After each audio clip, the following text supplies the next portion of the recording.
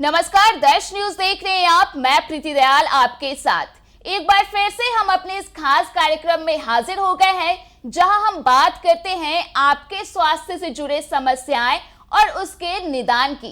तो आज के हमारे इस खास कार्यक्रम में मौजूद है डॉक्टर प्रियंका सिंह, जो कि एक पल्मोनोलॉजिस्ट है, और आज हम इनसे जानेंगे कि आखिर ये डॉक्टर होते क्या हैं और किस बीमारी का इलाज करते हैं। इस बीच आपको सबसे पहले हम आपको ये भी बता दें कि सिटी के सितारे, जी हां, इस अवार्ड से इन्हें सम्मानित भी किया गया है रेडियो सिटी के द्वारा। तो आज हम डॉक्टर प्रियंका से जानेंगे कि आखिर पल्मोनोलॉजिस्ट होते क्या हैं और आखिर ये किन किन बीमारियों का समाधान बताते हैं। तो पहले तो मैं मैम का अपने इस खास कार्यक्रम में बहुत बहुत स्वागत करना चाहूंगी। मैम, आपका बहुत स्वागत है। धन्यवाद। मैं डॉक्टर प्रियंका सिंह और दर्श न्यूज़ में मुझे बुलाने के लिए आपको बहुत बहुत धन्यवाद। तो जैसा कि बात कर रहे हैं आप पल्मोनोलॉजिस्ट की, तो पल्मोनोलॉजिस्ट वो डॉक्टर होते हैं जो सांस की बीमारियों को देखते हैं, जिसमें आपको है जो बहुत ज़्यादा है जो कफ वगैरह आ रहे हैं, दम फूल रहा है, सांस की बीमारियां हो, तो इन चीज़ों को है जो पल्मोनोलॉजिस्ट है जो देखते हैं जी। और आज के परिप्रेक्ष्य में आज के जो प्रदूषण जितना बढ़ रहा है, तो पल्मोनोलॉजिस्ट की भूमिका है जो बहुत बढ़ गई है। ऐसा कहा जाता है कि जो फेफड़े के डॉक्टर हैं हमारे राज्य में, बिहार में, तो वो काफी कम संख्या में, तो इसके क्या वजह हो सकते हैं? कम संख्या में है जी? नहीं, संख्या तो बढ़ रही है जी। फेफड़ों के है जो रोग जो बढ़ रहे हैं, जो प्रदूषण है, प्रदूषण बढ़ रहा है, शहरों में प्रदूषण बढ़ रहा है, साथ में है जो, लेकिन इसके जो डॉक्टर्स है वो लिमिटेड हैं। डॉक्टर लिमिटेड हैं, लेकिन है जो काम कर रहे हैं, जनरल फिजिशियंस भी है जो देखते हैं, और है जो कुछ है जो स्पेशलाइज्ड डिपार्टमेंट जैसे पल्मोनोलॉजिस्ट वगैरह भी देखते हैं। तो हमारे राज्य में है जो इन्फेक्शियस डिजीज, गरीबी के कारण होने वाले, न्यूट्रिशन नहीं मिलने के कारण भी है जो टीबी, निमोनिया जैसे रोग हैं। मैम, ऐसा कहा जाता है कि जो पल्मोनोलॉजिस्ट होते हैं उन्हें चेस्ट और टीबी स्पेशलिस्ट भी कहा जाता है, ऐसा क्यों? हमारे देश में, भारत देश में टीबी का बर्डन बहुत ज़्यादा है, समाज सोसाइटी पर बहुत ज़्यादा है, और WHO के रिपोर्ट के अनुसार 1/3 पेशेंट है जो इंडिया में पाए जाते हैं। तो इसलिए है जो टीबी चेस्ट डिपार्टमेंट है जो अलग से बनाया गया, और अभी भी है जो लैटेंट टीबी ज़्यादा है, बहुत बार पता नहीं चलता है, जांच के माध्यम से है जो पता चलता है। तो टीबी है जो बहुत ज़्यादा है जो डिजीज लोड है जी इंडिया में, और बिहार के परिप्रेक्ष्य में तो और कह सकते हैं, क्योंकि सही है जो न्यूट्रिशन नहीं मिलने के कारण, या फिर है जो स्मोकिंग वगैरह करते हैं बच्चे, तो उसके बाद बेरोजगारी, घर छोटे छोटे होते हैं, हवादार कमरे नहीं होते हैं, उसके कारण है जो टीबी का है जो लोड हमारे राज्य में भी बढ़ा हुआ है जी। तो ये सब कारण है, इसके कारण है जो टीबी रोग विशेषज्ञ भी पल्मोनोलॉजिस्ट है जो के नाम से जाने जाते हैं जी। मैम, इसके अंतर्गत आखिर कौन कौन सी बीमारियों का इलाज किया जाता है? पल्मोनोलॉजिस्ट है जो आपको न्यूमोनिया, टीवी, आस्थमा, COPD, खांसी, बहुत ज़्यादा खांसी आना, बहुत ज़्यादा दम फूलना, लंग कैंसर, ये सारे हैं जो भी ये मतलब फेफड़े से रिलेटेड हुए, वो सभी का फेफड़े से रिलेटेड सारी बीमारियों को पल्मोनोलॉजिस्ट देखते हैं जी। मैम, जिस तरह से मौसम में जो बदलाव हो रहे हैं, तो उसे देखते हुए आखिर क्या कुछ सावधानी बरतनी चाहिए, और इससे क्या कुछ संभावना है कि बीमारियां हो सकती हैं? मौसम बदल रहा है, मौसम बदलने के साथ साथ है जो तापमान में जो परिवर्तन हो रहा है, उसके कारण बहुत ज़्यादा है जो अपर रेस्पिरेटरी ट्रैक्ट के इन्फेक्शन बढ़ रहे हैं। उसमें आपको खांसी होना, कफ जमना, लगातार खांसी होना, ये सारे चीज़ आ रहे हैं। आपके गले में दर्द, सूजन वगैरह है जो लेके पेशेंट आते हैं जी। तो सबसे पहले तो आप है जो अपने मतलब घर के तापमान या फिर अपने रूम के तापमान वगैरह को नियंत्रित तापमान में रहें, ये नहीं कि तुरंत एसी चला दिए और तुरंत है जो धूप में चले गए। ये सारे चीज़ों को से बचाव कीजिए। जी जी। और यदि खांसी हो रही है तो नमक पानी से गरारे कीजिए, क्योंकि अभी है जो भी खांसी हो रही है या गले वगैरह में दर्द हो रहे हैं वो वायरल खांसी ज़्यादा है, ना कि बैक्टीरियल। उसे यदि वायरल खांसी जब ज़्यादा दिन तक रहा तब वो बैक्टीरियल खांसी में है जो ये कर सकता है, तब एंटीबायोटिक लेने की ज़रूरत है। अच्छा। लेकिन जब है जो शुरुआती दिनों में जब वो खांसी है तो आप है जो नमक पानी के गरारे कर सकते हैं और एंटी एलर्जिक मेडिसिन कुछ ले, लेकिन वो है जो आप डॉक्टर के है जो निर्देश में लें। अच्छा जी। अब मैम ये तो हो गई मौसम में बदलाव की बात। जिस तरह से राजधानी पटना की बात करें तो हर जगह कहीं मेट्रो के काम चल रहे हैं तो कहीं पे कंस्ट्रक्शन के काम चल रहे हैं, जिसकी वजह से जो एयर पॉल्यूशन है वो काफ़ी ज़्यादा हो रहा है। तो आखिर उसको लेकर के किस तरह से सावधानी बरतनी चाहिए? उसको जी हाँ, पटना में है जो मेट्रो का काम चल रहा है या ट्रैफिक जाम बहुत है जो हमें मिलता है, जहाँ हम ना चाहते हुए भी पैसिवली ही है जो आप है जो गाड़ियों को धुए के लेते हैं और उतने देर में आपको झेलना पड़ता है। जो भी है जो सल्फर डाइऑक्साइड या फिर नाइट्रोजन ऑक्साइड जो पार्टिकुलेट मैटर्स होते हैं वो है जो आपके फेफड़े में जाते हैं और ये है जो खांसी है जो कराते हैं। बाद में यही सारे चीज़ें बाद में है जो कैंसर तक है जो करते हैं। अच्छा। तो इन सारे हो सकता है जितनी भी है जो आपको, हम ये नहीं कह सकते हैं कि आप घर में ही रहें, आपको काम करना है, लेकिन मास्क का प्रयोग करें, जितना हो सके कम है जो निकले। जी। गाड़ियों में भी है जो वेंटिलेटर सिस्टम या फिर एसी लगे रहते हैं तो उसका प्रयोग करें, और नहीं है तो फिर आप है जो ढके कपड़ों से है जो नाक को ढके या मास्क से ढके, ताकि है जो बहुत कम मात्रा में जाए एयर पार्टिकुलेट्स मैटर्स। और जो भी है जो पेट्रोल और डीजल के जो नॉर्म्स होते हैं जो सरकार ने दिए हुए हैं उस अनुसार है जो अपने गाड़ियों में भी है जो परिवर्तन है जो करें। जी मैम, COPD ये जो बीमारी है ना आजकल बड़े चर्चे में बनी हुई है, तो आखिर ये है क्या? COPD इसका है जो अर्थ हुआ chronic obstructive pulmonary disease. Okay. ठीक है, वहाँ है जो आपको सांस लेने में ना, आपको सांस है जो अंदर है जो जाती तो है लेकिन है जो निकलने में थोड़ी दिक्कत होती है। तो इसकी वजह क्या कुछ हो सकती है? वहाँ जो अल्वियोलाई होता है जिस हमारे फेफड़े में जहाँ पर है जो ऑक्सीजन का है ये होता है ट्रांसफ़र होता है अल्वियोलाई से ब्लड में, तो वो अल्वियोलाई के माध्यम से होता है। ठीक है, तो अल्वियोलाई में यदि वहाँ पर है जो डैमेज हो जाए, अल्वियोलाई के सेल्स डैमेज हो जाए, सिलिएटेड एपिथेलियम रहता है वहाँ पर, वो डैमेज होते हैं तो क्रोनिक ऑब्स्ट्रक्टिव पल्मोनरी डिजीज होने की संभावना, वो आपका परमानेंट डैमेज होता है, वो फिर एपिथेलियम आता नहीं है। जी। तो उसके कारण है जो, और ये है जो एयर पॉल्यूटेंट्स वगैरह से या स्मोकिंग से ये है जो, या फिर जिनकी फैमिली हिस्ट्री है कि दमा की फैमिली हिस्ट्री है, या मतलब ये जेनेटिक भी हो सकता है। जेनेटिक भी हो सकता है। और बच्चों में जिनको है जो दमा रहा हो तो वो आगे बढ़ के है जो COPD का रूप ले सकते हैं। लेकिन प्रमुख कारण है जो सिगरेट वगैरह का सेवन और एयर पॉल्यूशन की वजह से।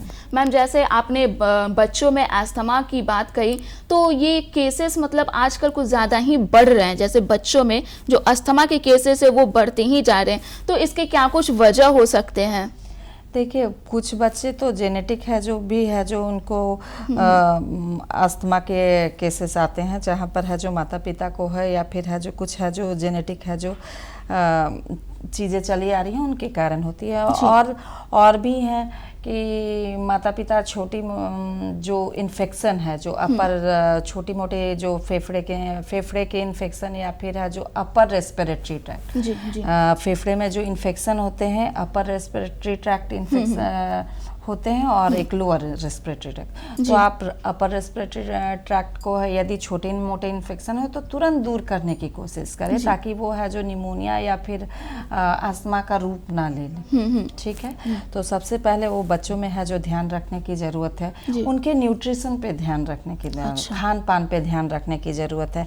6 महीने तक है जो बच्चे को माँ का ही दूध है जो पिलाए, ये मैंडेटरी है, क्योंकि माँ के दूध में इम्यूनिटी बूस्टर्स होते हैं। अच्छा, तो माँ के दूध को बच्चे को जरूर पिलाएं, क्योंकि है जो आजकल फैशन में बहुत लोग है जो बाहर का दूध पिलाते हैं, तो वो है जो लेकिन कई बार ऐसा होता है कि जो वर्किंग वुमेन रहती है वो बाहर का ही दूध बच्चे को ज्यादा मतलब कि प्रीफर करती है पिलाने के लिए, क्योंकि उनके पास टाइम नहीं रहता है या फिर और भी सारी वजह रहता है। सके है जो आप है जो मैंडेटरी, वो ये तो कहा जाए कि मैंडेटरी 6 महीने तक, और जिन लोगों को दिक्कत है तो वो कर सकते हैं, लेकिन फिर भी है जो उनको है जो एक अच्छा एनवायरनमेंट देना, अच्छा खान पान देना जी, वो बहुत जरूरी हो होता जाता है। वो अस्थमा से बचाव के लिए भी और बाकी बच्चे के ग्रोथ और डेवलपमेंट के लिए भी। जी मैम, अगर फेफड़े के डिजीजेस के बारे में बात हो रही है तो इसके कैंसर के बारे में भी हम लोग बात करेंगे कि आखिर इसके लक्षण क्या कुछ हो सकते हैं। देखिए, हमारे देश में कैंसर के, लंग कैंसर के केसेस बढ़ रहे हैं। उसके कारण बहुत महत्वपूर्ण कारण एक है आपका सिगरेट स्मोकिंग भी है। तो यदि आप है जो 10 से 15 सालों तक सिगरेट वगैरह लेते हैं, धूम्रपान करते हैं, तो उससे है जो कैंसर होने के चांसेस संभावना बढ़ जाती है। तो मैम इसके इलाज कैसे संभव है, क्या कुछ इसमें ट्रीटमेंट किया जाता है? सबसे बड़ा बात है, हमें है जो इलाज से पहले हमें रोकथाम करना जरूरी है। अच्छा, सबसे पहले prevention is better than cure. जी, तो हमें जब मालूम है कार्सिनोजेंस होते हैं आपके सिगरेट स्मोक्स में या टोबैको स्मोक में, तो हमें है जो उन चीज़ों से बचाओ। और सबसे पहले जागरूकता जरूरी है। अच्छा। बचपन से ही स्कूल कॉलेजों में घर से लेकर, क्योंकि हम ही लोग के हमारा ही अनुकरण बच्चे करते हैं। जी जी जी। तो है जो इन चीज़ों से जितना है जो हम दूर रहें और एक समाज में एक जागरूकता फैलाएं कि इन चीज़ों का सेवन नहीं करना। और हमारे जो हमारा कल्चर है, जो हमारी संस्कार हैं, तो हमें है जो सिगरेट और धूम्रपान के लिए प्रेरित तो नहीं करते हैं। जी जी। मैम, फेफड़ों के इन्फेक्शन को लेकर के क्या कुछ कहिएगा? फेफड़ों के इन्फेक्शन, देखिए सबसे है जो महत्वपूर्ण कारण फेफड़ों के इन्फेक्शन के है जो होते हैं वायरल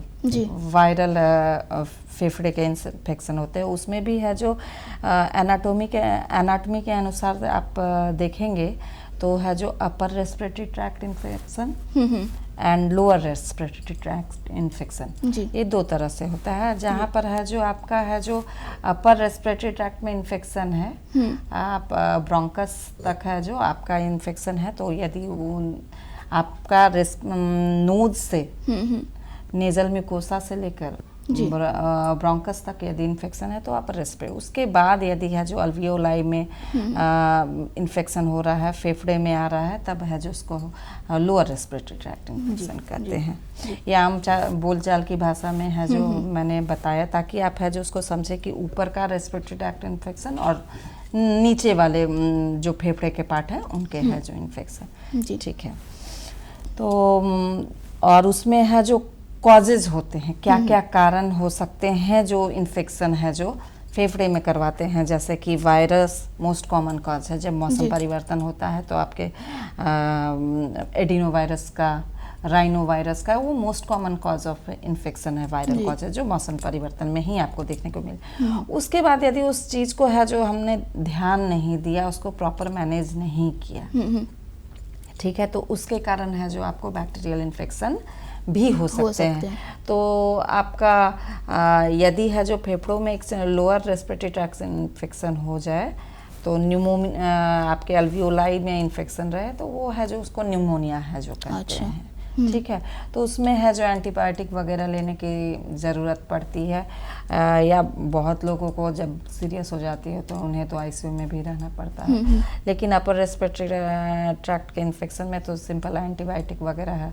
लेकिन सबसे पहले है जो सिंपल है जो घरेलू मेजर से या एंटी एलर्जिक मेडिसिन से है जो ठीक किया जाता है अपर रेस्पिरेटरी ट्रैक्ट। जी मैम, बात करेंगे टीबी को लेकर के, तो टीबी को लेकर के क्या कुछ बीमारियां, मतलब किस तरह से उसका ट्रीटमेंट, ये सब को लेकर के तो हमने बहुत सारे मतलब इसके पहले भी इस चीज़ की जानकारी दी है। लेकिन मैम यहाँ पे हम ये बताना चाहेंगे कि सरकार की ओर से भी टीबी को लेकर के कई तरह की योजनाएं चलाई जाती है, कई तरह की दवाएं उपलब्ध कराई जाती है, तो आखिर इसको लेने के क्या कुछ नियम हो सकते हैं, कैसे वो उपलब्ध हो सकता है लोगों के पास? देखिए, टीबी एक क्योरेबल डिजीज है, और ये तो यदि है जो टीबी डिटेक्ट होता है तो सरकार कार्यक्रम चला रही है, आरएनटीसीपी प्रोग्राम है जी जी, ठीक है। तो उसके तहत सरकारी हॉस्पिटलों और प्राइवेट हॉस्पिटलों में भी है जो आरएनटीसीपी के तहत है जो मुफ्त दवा दिया जाता है, मुफ्त जांच होती है टीबी की। तो उसका है जो गरीब मरीज मदद ले सकते हैं सरकार के कार्यक्रमों का। और है जो न्यूट्रिशन के लिए भी है जो बहुत सारे है जो प्रोग्राम है, और खाने पीने में है जो टीबी में ध्यान देना पड़ता है जी जी। और जो दवा का कोर्स है वो 6 से 9 महीने तक का होता है। पल्मोनरी टीबी होते हैं, एक्स्ट्रा पल्मोनरी टीबी होते हैं, जब मतलब फेफड़े के अलावा भी है जो टीबी है जो कहीं स्पाइन में या फिर है जो ब्रेन वगैरह में होता है, तो उसके लिए भी कोर्स है, 6 से 9 महीना का कोर्स है। तो उस कोर्स ऑफ ट्रीटमेंट को पूरा करना जरूरी रहता है जी। मैम, आखिर में आप हमारे दर्शकों को क्या कुछ टिप्स देना चाहेंगी या फिर मैसेज देना चाहेंगी कि कैसे उनके फेफड़ों को तंदुरुस्त रखा जा सके? फेफड़ों को तंदुरुस्त रखने के लिए है जो आपको सबसे पहले अच्छा खान पान, अच्छा जीवन शैली बनाना जरूरी है जी जी। तो सबसे पहले उसके लिए जानकारी जरूरी है। यदि आप जानकारी ही नहीं लेंगे, जैसे आज और हम आप दोनों है जो वार्ता कर रहे हैं, ये अवेयरनेस फैलाने के लिए, जागरूकता फैलाना, क्योंकि आप भी है जो इन चीज़ों पे हम लोग छोटी छोटी बातों पे बात करते हैं, लेकिन है जो और स्पेशली कोरोना के बाद फेफड़े की बीमारियां बढ़ रही हैं जी। तो उस चीज़ पे जागरूकता जरूरी है, इस पे बात करनी जरूरी है। प्रदूषण को कम करना जरूरी है, खान पान, जीवन शैली, घूमना फिरना, डायबिटीज़ का नियंत्रण जी, किडनी डिजीज वगैरह, ये लोड जो बढ़ रहा है, तो ओवरऑल शरीर को तंदुरुस्त रखना जरूरी है फेफड़ों के स्वास्थ्य के लिए। जी जी जी। तो धन्यवाद मैम। तो ये थी डॉक्टर प्रियंका सिंह, जिन्होंने फेफड़े से जुड़ी कई सारी बीमारियों को लेकर के जानकारी दी। इसके साथ ही आखिर में उन्होंने ये भी बताया कि कैसे आपके फेफड़ों को तंदुरुस्त और चुस्त तरीके से रखा जाए। इस बीच हम आपको ये भी बता दें कि अगर आपके पास भी किसी भी तरह की बीमारी से आप परेशान हैं या फिर किसी तरह की समस्या आपके पास है, तो हमें कमेंट बॉक्स में जरूर बताएं, ताकि हम अपने नेक्स्ट वीडियो में उस समस्या के समाधान के साथ एक बार फिर से आपके सामने हाजिर हो सके। तब तक के लिए आप हमें दीजिए इजाजत। आप देखते रहिए दर्श न्यूज।